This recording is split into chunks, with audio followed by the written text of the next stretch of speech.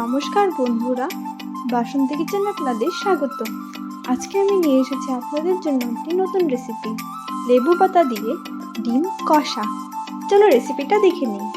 প্রথমে একটি কড়াইতে তেল দিয়ে তেলটা গরম হয়ে গেলে সামান্য হলুদ ও সামান্য নুন দিয়ে সেদ্ধ করে রাখা ডিমগুলো দিয়ে নেড়ে চেড়ে নিচ্ছি। ডিমগুলোকে আমরা ভালো করে লাল লাল করে ভেজে নেব। ডিমগুলো ভালো করে লাল লাল করে ভাজা হয়ে গেছে, এখন নামিয়ে নিচ্ছি। একই রকমভাবে আমরা সবগুলো ডিম ভেজে নিয়েছি। তারপর ওই কড়াইতে আমরা সামান্য তেল দিয়ে কুচনো পেঁয়াজ দিয়ে একটি শুকনো লঙ্কা দিয়ে নেড়ে চেড়ে নিচ্ছি। পেঁয়াজগুলোকেও আমরা ভালো করে লাল লাল করে ভেজে নেব। এখন এর মধ্যে জিরে, লঙ্কা ও পেঁয়াজ বাটা দিয়ে কাশ্মীরি লঙ্কার গুঁড়ো, সামান্য হলুদ, স্বাদ মতো নুন ও সামান্য জল দিয়ে নেড়ে চেড়ে নিচ্ছি। মশলাটাকে আমরা ভালো করে কষিয়ে নেব। এখন এটাকে আমরা 10 থেকে 15 মিনিটের জন্য ঢেকে দেব।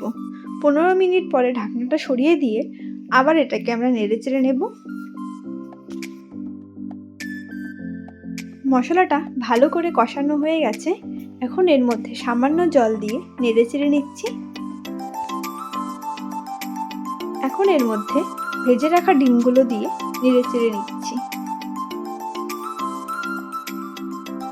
আবার এটাকে আমরা 10 থেকে 15 মিনিটের জন্য ঢেকে দেব। ঢাকনাটা সরিয়ে দিয়ে নেড়ে চেড়ে নিচ্ছি। এখন এর মধ্যে ভালো করে ধুয়ে রাখা লেবু পাতাগুলো দিয়ে নেড়ে চেড়ে নিচ্ছি। হয়ে গেছে, এখন এটাকে আমরা নামিয়ে নেব। লেবু পাতা দিয়ে ডিম কষা তৈরি। আপনারাও বানিয়ে দেখবেন, খুবই ভালো লাগবে খেতে। রেসিপিটা ভালো লাগলে লাইক, শেয়ার ও কমেন্ট অবশ্যই করে দেবেন। ধন্যবাদ।